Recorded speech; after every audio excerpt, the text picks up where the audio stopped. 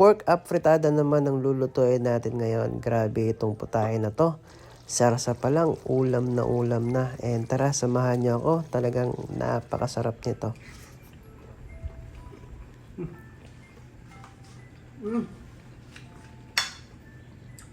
Mapapawaw ka talaga, kaya tara na, samahan niyo na ako magluto.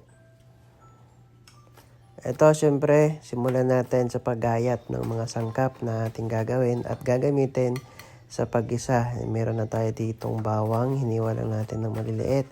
At syempre, nahiwa ko na yung sibuyas at naalala ko na kailangan din palang liit-liitan yung sibuyas.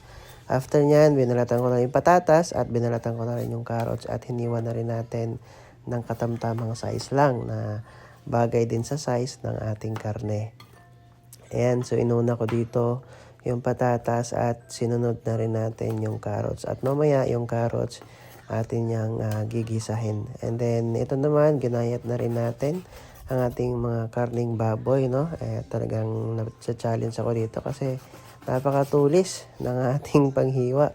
Kahit na meron tayong pang patulis pero hindi pa rin tumalab. And gumamit na tayo ng maliit na kutsilyo. So, ingat-ingat tayo kasi matulis na rin talaga. So, yan. After natin magayat lahat ng sangkap, syempre, painit sa kawali. And then, ito, gisahin na natin ng una ang ating patatas at carrots. Ayan, carrots talaga, no? Carrots. Ayan, so, kailangan lang matusta yan, no? So, wag mo na masyado lutuin yan kasi lulutuin pa natin mamaya. Importante lang magkaroon ng aroma. Lalabas yung aroma niya. And then, yan, matusta konti. And then, after that, hanguin mo na yan at igisa na natin yung sibuyas. Ito naman, ang pagkisa ng sibuyas, ang goal lang dito, mag-transparent or maging ano bang tawag dyan. Basta medyo pumuti, no? Or mamutla, ayan, bago mo ilagay yung bawang. So, dito, nilagay ko na yung bawang and then continue lang din sa pagsangkot siya sa paggisa para lumabas yung aroma. So, yan naman ang goal. Bakit natin ginigisa, di ba? Para lumabas yung aroma. And then, saka na natin ilagay yung karning baboy natin. So, ito na yung karning baboy natin. Ito ay kasim. So, pork kasim ito. Pwede ka rin naman gumamit ng pork belly. So, ikaw ang bahala. So, itong nabili natin is pork kasim. Pang-adobo ko sana to. Kaso lang, nakakita ko na ingredients na pwede pang afritada Kaya ito na ang ginawa natin. So, after natin igisa yan, lagyan lang natin ng pamintang durog at saka timplahan natin ng toyo. At ano pa ba ilalagay natin dito? Yun, nilagyan natin ng paprika. So, kung wala ka naman paprika, okay lang yan. Wag mo nang lagyan. Tapos, sangkutsahin mo na. Make sure mo lang na masangkot siya lahat. Mag-mix lahat nung nilagay natin sa karne. At saka, tinakpan ko lang to dito kasi ang goal natin is magpawis yung ating baboy. No, maglabas siya ng pawis. Ayan, so nagkaroon na ng pawis or tubig. Ayan, so sinangkot siya ulit natin kasi itong tubig na to malasang malasa yan. Kaya ang goal natin is mamix siya sa karne. Ayan, so yun yan, tuloy-tuloy lang sa pagsakot siya hanggang sa pwede mo nang lagyan ng iba pang sangkap. Dito, nilagyan ko na ng tomato sauce. So sa tomato sauce na yan, so sinabayan ko na rin ng marami pang iba't ibang sangkap pa.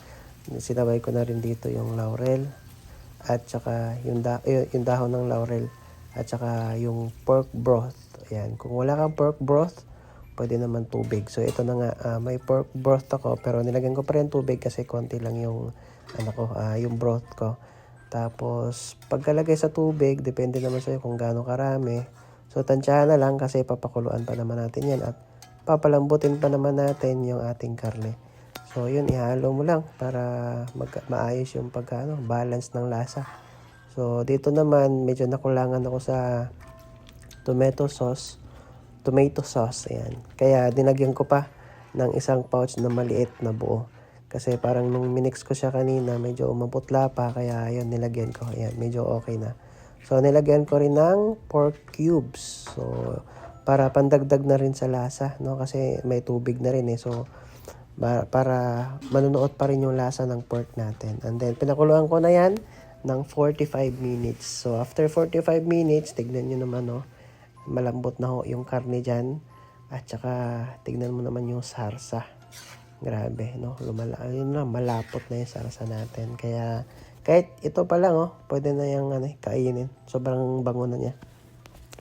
Pero syempre, hindi pa tayo tapos. So, nilagyan ko pa yan ng asukal. Kasi, yun, syempre, kailangan ng pampatamis ng ating afritada. At saka ko na rin nilunod yung ating ginisa or pinrito na sa patatas at carrots. And then, nilagyan ko ng paminta powder. And then, sangkot siya ulit.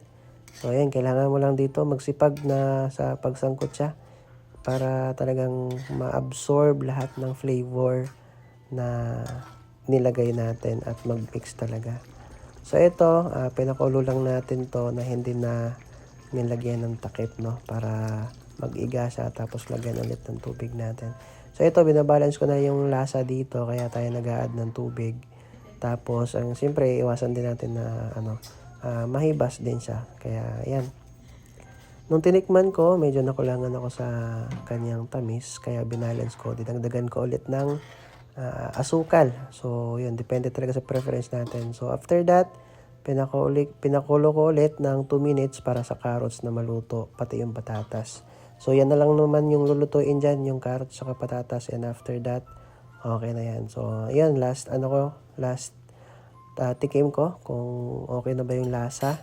Kaya talaga importante din para makita mo talaga kung ano yung kailangan may dagdag. So far, okay naman na. So, nilagay ko na tong green peas. So, ito naman green peas. Medyo luto na to kasi nasa dilata na to na green peas.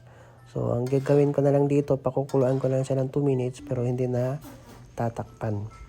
So, isa rin to sa gagawin natin para medyo mabawasan yung sabaw at talagang yung sarsa magiging magiging sticky pa, yung medyo malapot-lapot, di ba? Kasi masarap yun pag yan na mix sa kanin.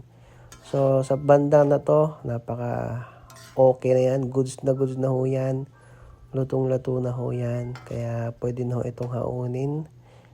Ano lang dito, pinahibas ko pa konti.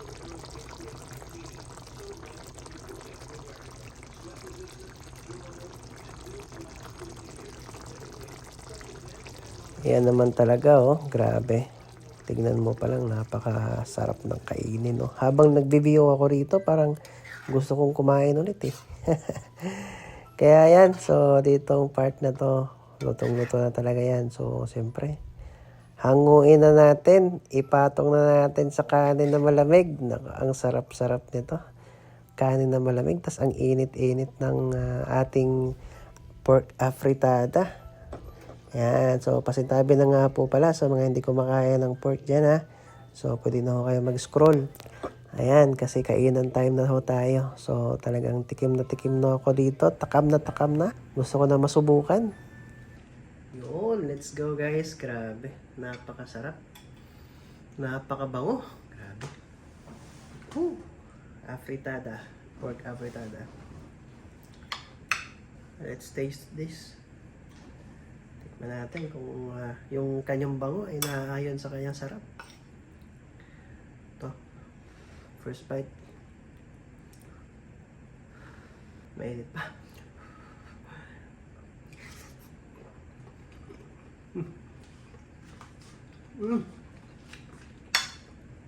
Wow.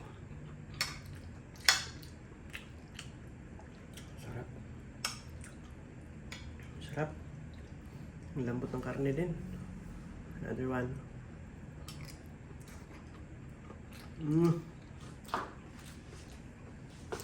Grabe. Karne. Sarap ng sarsa. Last bite para sa inyo.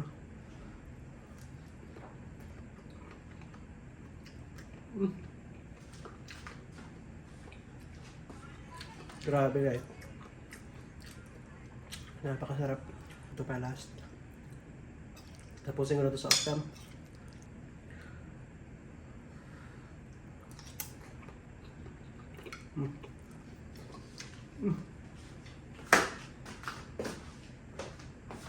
Subukan nyo na.